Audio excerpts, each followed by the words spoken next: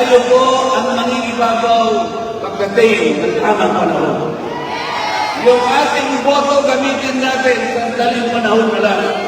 Sandaling panahon na lang. Iisang partido lang, PDP laban. Ang iboto ninyo.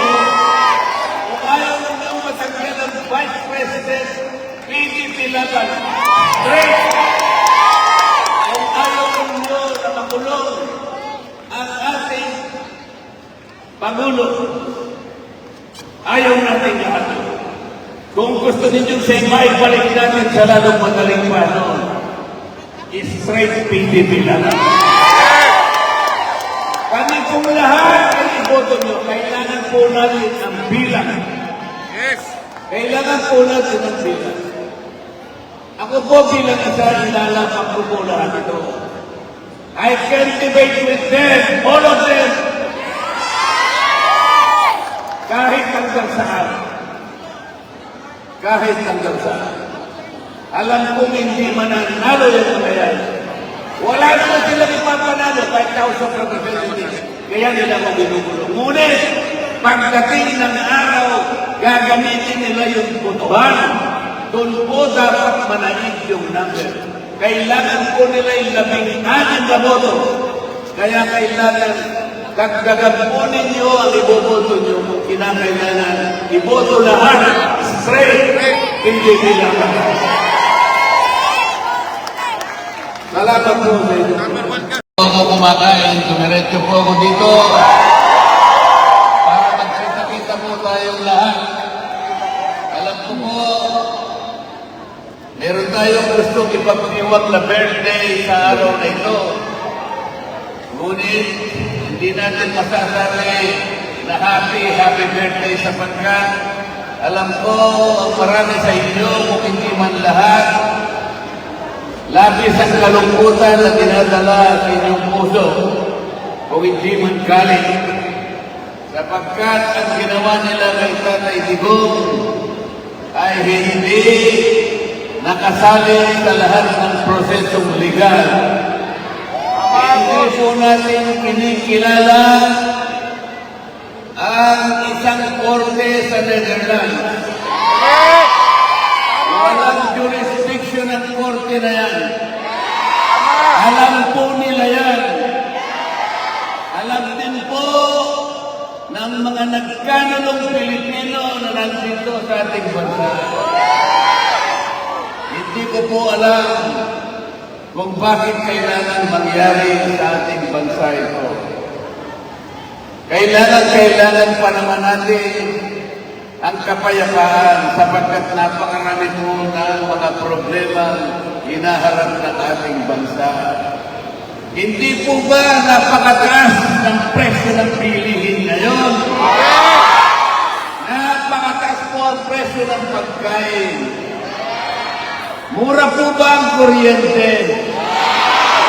Mura po ba ang gamot? Mura po ba ang pampahospital? Maginhawa po ba ang buhay? Ang ating po bang mga kalsada ngayon sa gabi ay madaling daanan at hindi na tayo natatakot? Hindi ba bumalik na naman yung mga puser? Sapagkat wala na si Tatay Digong.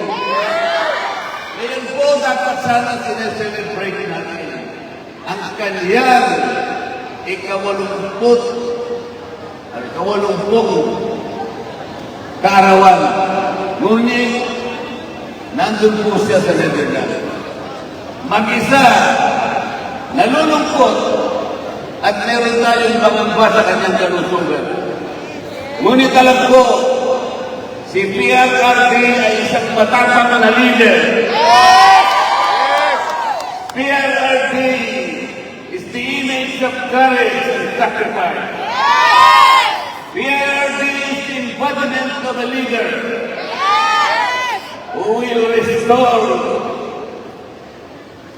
the prestige, who will restore the majesty and the rectitude of our God. PRRD is the leader who gave his all but ask for nothing. Ganun po talaga ang leader na nagmamahal sa kanyang bansa. Ang huwag na hukuman na kung tawagin ay ICC. Ito po ay walang jurisdiction sa ating bansa. Ipaglalaban po natin yan kahit sa katapusan ng daigdig. Hindi po nila tayo pwedeng lokohin. Ang Pilipino po ay meron kasarinlan. Ang Pilipino po ay merong soberenya. Hindi makatarungan ang ginawa nila kay Tatay Digong. Tingnan po ninyo yung presidente ng Russia, ni Vladimir Putin. Nauna pa po yung warrant of arrest na inisyo ng ICC. Pinadaan din sa Interpol. Pero hindi hinuhuli si Vladimir Putin. Napakaraming napatay sa Ukraine sapagkat gumagamit ng missile. Kahit sino, kahit sanggol, kahit bata, matanda, babae, kahit sino, kahit ospital, kahit eskwela, kahit pasabugin, yung ginagamit nilang pantigma. Ito yung tinatawag na crime against humanity. Ganon din ang nangyari sa presidente ng Israel, Benjamin Netanyahu. Meron din na unang warrant of arrest na inisyo ang ICC. Pinadaan din sa Interpol. Bakit hindi nahuhuli? Hindi na kaya. Sapagkat walang isa man sa kanilang mamamayan, maging Russian o maging Israeli, na nagipagsapwatan sa ICC. Pilipino lang ang nagipagsapwatan. Kahit wala yung warrant of arrest na una pa na inaresto ang Pangulong Digong. Nung isang araw po, nag-usap kami ng isang online signature. Nakasalig sa santunin ng ICC. Kung kailangan natin questionin ang prosesong legal, maaaring substantive ang iba.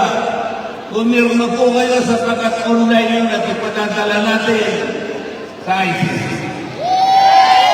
Kung ako po lamang ay accredited na abogado ng ICC, kahit konti lamang po ang nalalaman ko tungkol sa batas. Kaming dalawa, ni Senator Rebol Jimmy Bondo, kami pong dalawa ay magpapulot na pupunta sa ICC. Kahit kaming dalawa na lang, ay makipaglaban. Ibalik natin dito ang ating Pangulo. Wala siyang kasalanan. Alam po niyo yung kasalanan na lang. Minahal niya ng labis ang ating bansa. Ayaw niya ng mga kriminal, yung mga puser, yung mga drug lord, sisirain nila ang ating lipunan. Ayaw niya yung mga. Ayaw niyang sirain ang kinabukasan ng ating mamamayan. Kaya nilabanan natin. Maaaring meron namatay sapagkat hindi naman sila susuko ng basta-basta. Lalaban na mga yan. Mga kriminal yan mga yan. Pero bakit? Bakit po walang proseso ang naganap na paghuli sa kanila? Mga kabitiyan ng presidente, mga! Yung team ng mga senador sa kabila, tanongin po ninyo, bakit hindi sila kumikibo?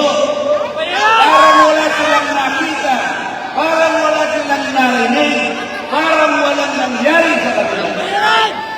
Napapanggap sila. Napapanggap sila. Bakit? Kabayan! Kabayan! Tingnan po ninyo, ano po ba ang kwento nila sa inyo? Lalapit silang lahat at ang bayan ng Pilipino ngayon, hihingi na naman ng boto. Uupo na naman sila ng 6 na taon. Ang sabi po nila, napakaganda na po ng record nila. Anong record? Alyansa. Alyansa. Nakipag-alyansa sa ICC. Ipinagkanulo ang sariling kababayan. Ating Pangulo ng Republika. Ano pong gagawin natin? Ano pong gagawin natin? Una, meron silang kaalaman sa pagkaka-impeach ng Vice President. Sila lang ang nakakaalam kung bakit in-impeach ang Vice President. May bayad! Kahit walang patayan, kahit walang regular na proseso ginawa, nagpuluwa sila na sila nag-audit yung doon sa confidential funds ng Vice President. Sila yung kawa! Ang sabi ko po sa kanila, bakit tayo mag-audit ng mga pondo?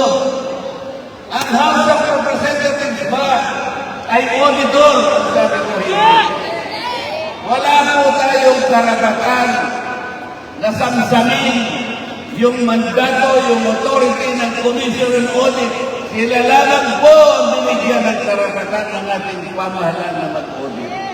Biglang na lamang pong nag-audit ang House of Representatives.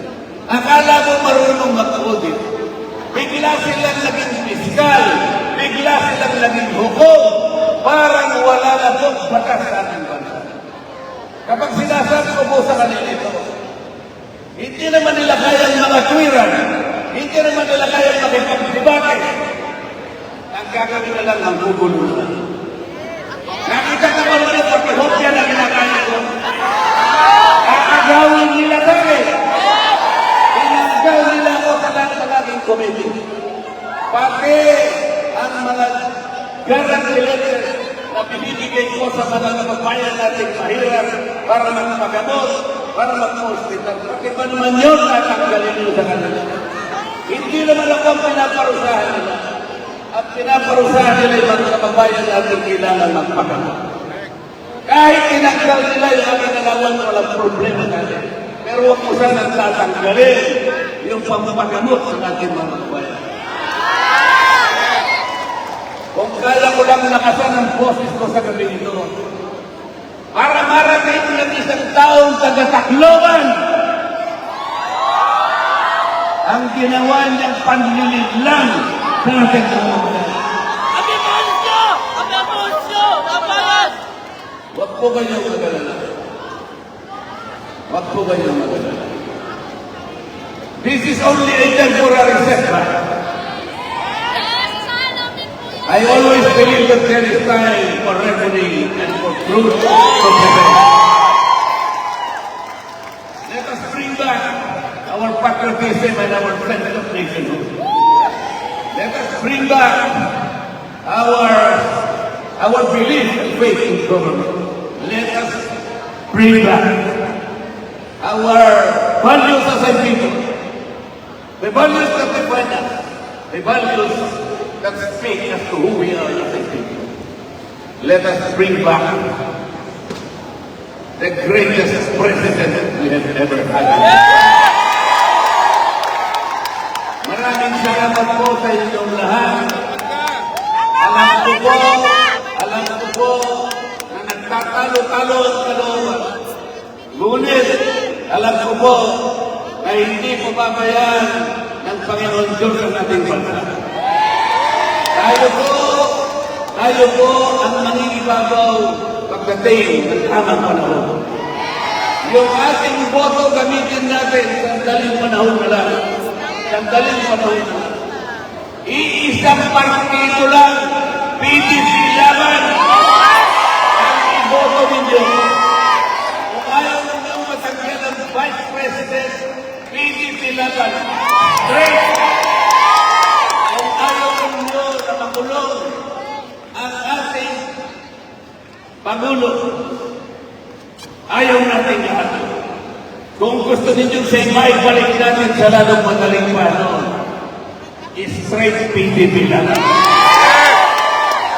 Kami kung lahat ay iboto nyo, kailangan po natin ang bilang. Yes. Kailangan po natin ang bilang. Ako po bilang isa, ilalapang ko po lahat ito. I can debate with them, all of them. Kahit hanggang saan. Kahit hanggang saan. Alam kong hindi mananalo yung mga yan. Wala naman sila ipapanalo kahit House of Representatives. Kaya nila mo binugulo. Ngunit, pagdating ng araw, gagamitin nila yung botohan. Doon po dapat manaig yung number. Kailangan po nila yung 16 na boto. Kaya kailangan dagdagan po ninyo ang iboboto nyo kung kinakailangan. Iboto lahat, straight, hindi bilang. Salamat po sa inyo. Number 1 ka, sir. Hindi po ako napagpagod kahit ako'y galing pa sa malayo. Kahapon po nandun ako sa Puerto Princesa, ganito rin po ang sinasabi ng ating mga kababayan. Galit pagsisikip ng dibdib. Kanina umaga nandun po ako sa Sikihor, ganun din po ang kanilang kampanya. Tumagete kanina galit ko, ganito rin po. Alam ko po, alam ng Pangulong Duterte ang nangyayari sa atin. Kaya kahit ako siya'y matanda na, kahit alam niya na meron siyang karamdaman, hanggang sa ngayon pinipilit niya na ilaman ito sapagkat wala nang inisip ang Pangulong Duterte. Kung hindi ang kapakanan ng kanyang bansa at ang kanyang bayan. Huwag natin siyang iiwan. Huwag natin siyang pababayan sapagkat siya po sa kalagayan na ngayon. Inilalaban niya tayong lahat. At kami po sa inyong lahat. Salamat po sa inyong lahat. Once again, Panginoon, Marcoleta! Marcoleta! Pag-asa ng bayan si! Pag-asa ng bayan si! Ang music! Everybody, isigaw nyo! Pag-asa ng bayan si! Dito naman, pag-asa ng bayan si! Marcoleta! Dito naman! Marcoleta! Isigaw nyo, pag-asa ng bayan si! Pag-asa ng bayan si! Sabay-sabay! Pag-asa ng bayan si!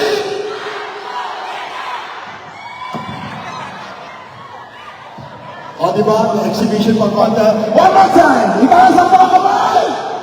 Marcoleta! Marcoleta! Salamat sa inyo lahat. Panoorin po natin ito.